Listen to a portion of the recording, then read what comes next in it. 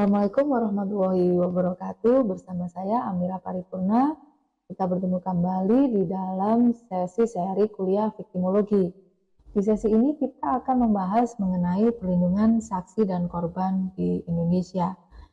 Sebelum melihat bagaimana perlindungan saksi dan korban di Indonesia, kita akan melihat terlebih dahulu bagaimana perlindungan saksi dan korban di Indonesia itu di periode masa sebelum 2006. Mengapa 2006? Karena sebelum periode itu kita belum memiliki undang-undang secara khusus yang berkaitan dengan perlindungan saksi dan korban.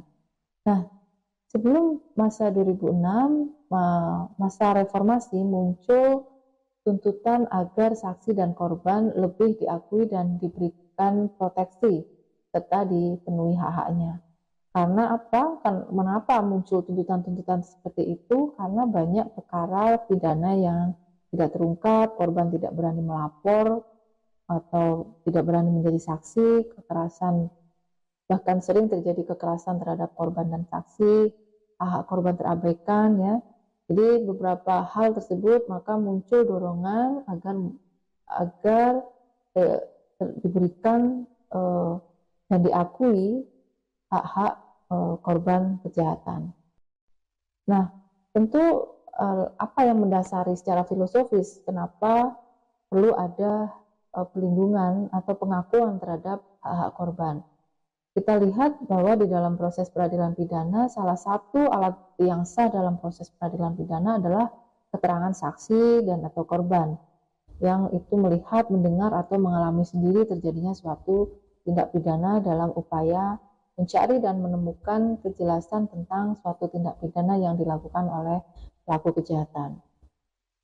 Nah, penegak hukum misalnya dalam mencari dan menemukan kejelasan tentang tindak pidana yang dilakukan oleh pelaku sering mengalami kesulitan karena tidak dapat menghadirkan saksi ataupun korban yang disebabkan adanya misalnya ancaman fisik, psikis dari pihak-pihak tertentu. Kemudian kenapa? Kemudian sehubungan dengan hal tersebut perlu dilakukan pelindungan bagi saksi dan atau korban yang sangat dimana sebenarnya posisi mereka adalah sangat penting keberadaannya dalam proses peradilan pidana. Dan tentu dari selain itu kita tahu bahwa sebenarnya korban kejahatan itu memiliki hak-hak yang memang harus dijamin perlindungannya oleh negara. Nah, dari hal-hal tersebut tadi kemudian kita Indonesia akhirnya memiliki undang-undang di tahun 2006, Undang-Undang Nomor 13 tahun 2006 tentang Perlindungan Saksi dan Korban yang kemudian di tahun 2014 undang-undang itu mengalami perubahan melalui Undang-Undang Nomor 31 tahun 2014. Nah, jenis hak-hak apa yang itu diakui dan dijamin di dalam peraturan perundangan yang dimiliki oleh saksi dan atau korban? Ada banyak jenisnya yang mungkin akan saya sebutkan beberapa, misalnya yang pada intinya hak-hak jenis hak untuk saksi atau korban itu bisa diklasterisasi yang itu berupa jenis hak mereka pra-trial atau kemudian during the trial, kemudian post-trial ya. Pada dasarnya bisa diklasifikasikan menjadi 3 itu tadi.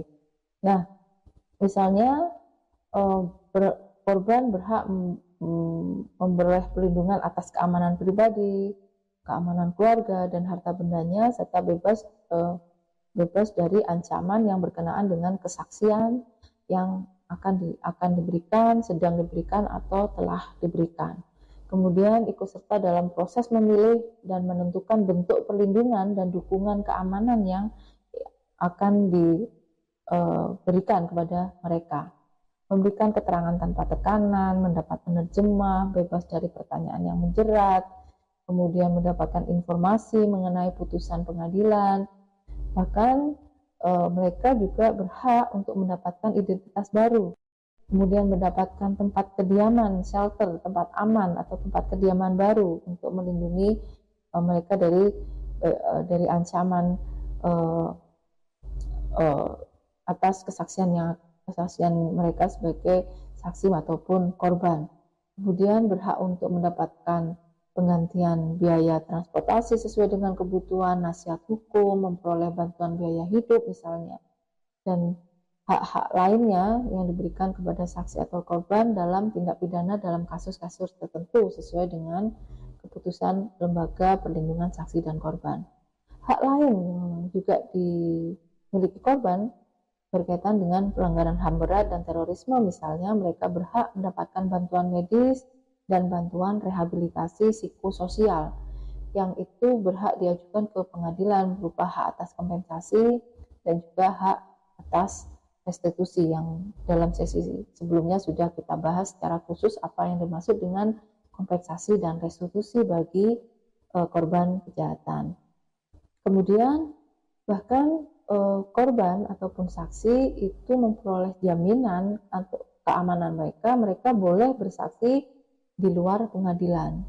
Ya, saksi atau korban yang merasa dirinya berada dalam ancaman yang sangat besar atas persetujuan hakim dapat memberikan kesaksiannya tanpa harus hadir langsung di dalam pengadilan saat perkara tersebut diperiksa. Mereka bisa memberikan kesaksian secara tertulis, kemudian yang itu tentu harus dilakukan di hadapan pejabat yang berwenang. Kemudian dia juga bisa memberikan kesaksian melalui sarana-sarana elektronik dengan tentu didampingi oleh pejabat yang berwenang. Intinya mereka diberikan hak untuk memberikan kesaksian yang itu dilakukan di luar pengadilan. Kemudian saksi, korban, dan pelapor juga dijamin haknya untuk tidak dituntut secara hukum baik pidana maupun perdata atas laporan kesaksian yang sedang diberikan atau akan diberikan atau telah diberikan. Tentu hak jaminan ini diberikan kepada mereka saksi, korban, pelapor yang memberikan keterangan dengan itikat baik. Oke. Sebagai pembahasan yang terakhir kita untuk di sesi ini adalah berkaitan dengan lembaga. Nah, pasca dengan adanya Undang-Undang Perlindungan Saksi dan Korban, siapa lembaga yang berhak ya memberikan perlindungan saksi dan korban?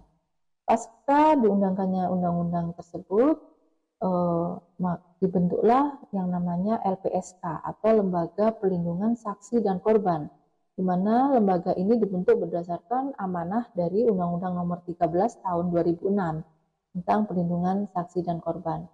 LPSK ini pada dasarnya bertugas dan berwenang untuk memberikan perlindungan dan bantuan kepada saksi dan korban korban kejahatan yang ada di wilayah Indonesia. Jadi lembaga ini adalah lembaga publik yang bersifat mandiri, diberikan tanggung jawab dalam upaya perlindungan dan bantuan kepada saksi dan korban dalam sistem peradilan pidana. Kemudian melakukan berbagai upaya ya untuk membantu saksi dan korban agar hak-haknya terwujud, misalnya berkaitan kompensasi, restitusi atau rehabilitasi yang memang telah ditentukan terhadap bagi korban kejahatan. Kemudian memberikan perlindungan kepada saksi dan korban tindak pidana dari kasus-kasus tertentu di setiap tahapan proses peradilan pidana. Nah, itu tadi berkaitan dengan pelindungan saksi dan korban di Indonesia, bagaimana itu diatur, yang itu diatur di dalam kita memiliki peraturan perundang-undangan khusus untuk pelindungan saksi dan korban di tahun 2006, dan berikut juga pendirian lembaga yang itu lembaga pelindungan saksi dan korban untuk menjamin bahwa hak-hak korban sebagaimana diatur di dalam Undang-Undang Perlindungan Saksi dan Korban benar-benar dapat terwujud dan diberikan kepada saksi maupun korban kejahatan. Saya rasa itu untuk sesi kuliah viktimologi, dan ini adalah sesi terakhir dari seri kuliah viktimologi. Terima kasih.